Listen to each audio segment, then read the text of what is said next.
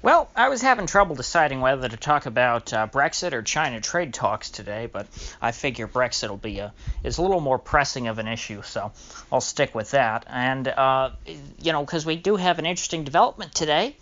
Boris Johnson has reportedly, of course these are always from anonymous sources, told Angela Merkel that a Brexit deal is effectively impossible. Now, apparently, Mr. Johnson and Miss Merkel had a, quote, very difficult call this morning in which they were trying to discuss the basic terms of, each side would need to meet in order for the other to accept any deal. So these are the bare minimum terms, and they can't even agree on that. We're getting very close to when the next Brexit deadline is, and that, of course, is October 31st. And it doesn't even seem like the negotiations have begun in earnest. They can't agree on the most, the simplest of terms. There's really seems to be no room for compromise on either side. And apparently the big topic of this phone call that set the two off and cemented this divide was the discussion of the Irish backstop. One of the difficulties of Brexit is that were the UK to truly leave the European Union, the border in Ireland between the British-controlled sector and the Republican sector, that being the border between the Republic of Ireland and Northern Ireland, would have to be enforced. The UK couldn't just let people walk across all they want anymore. They would have to actually put up a formal border, which I believe they have the infrastructure for already. They have checkpoints and things. It's just people pass right through because both Ireland and Britain are EU countries, so they don't really have any border checks. However, once Britain leaves the EU, the island of Ireland will be again divided politically, and it will be difficult somewhat for people to transit across each side. And of course, trade will be shut down because that means that each side will be subject to tariffs. Goods coming from Ireland into Northern Ireland will be subject to British tariffs, and goods coming from Northern Ireland into Republican Ireland will be subject to EU tariffs. And so Angela Merkel's solution, one that she says that she can't. She will not agree to any deal without, is that Northern Ireland stays in the European Customs Union. So Northern Ireland wouldn't stay in every EU organization; they would just be a part of the Customs Union, which, of course, is sort of that's the original, part of the EU octopus, the Leviathan that's grown out. It all started with the Customs Union.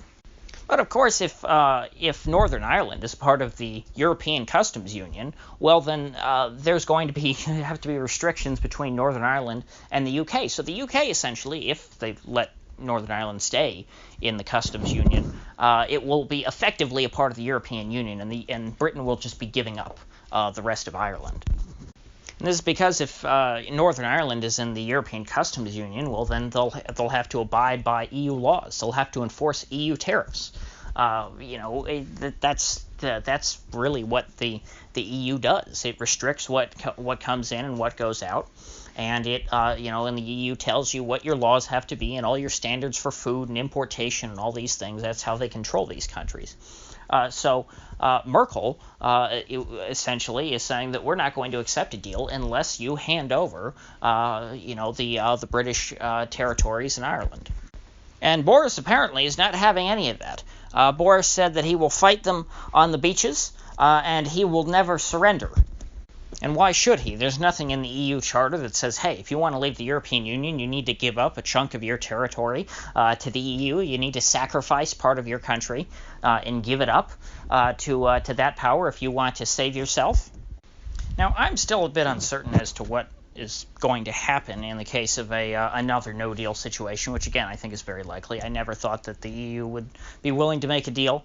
I thought that their strategy relied entirely on strong-arming Theresa May and making things very difficult for her. So I since Boris got in, I really didn't think that there would be a deal. Still don't. But of course, Parliament is trying to make it so that the UK can't leave the EU without a deal. But of course, even that, the Parliament isn't absolute. They rely on the EU granting an extension to the UK.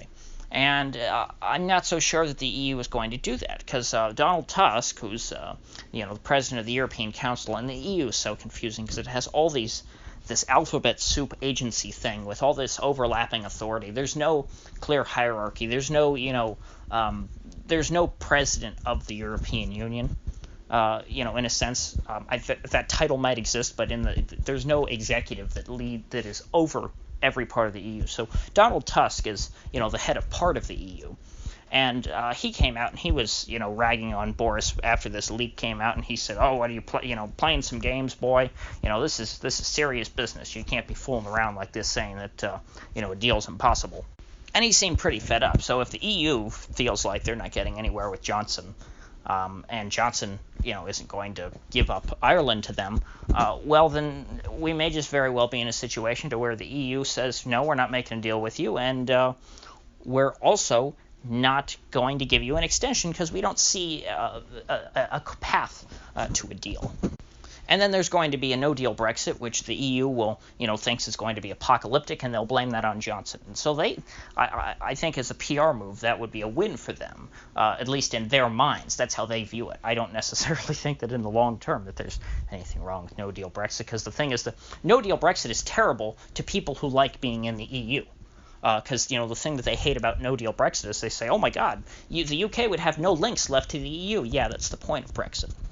So we'll just have to wait and see if Herr Merkel grants old Boris another extension and keeps dragging out the misery, or if they just decide to rip the Band-Aid off. Because really, I see no point. I don't think there's ever going to be a Brexit deal, at least, and there's certainly, even if there was one, I don't think it would be good.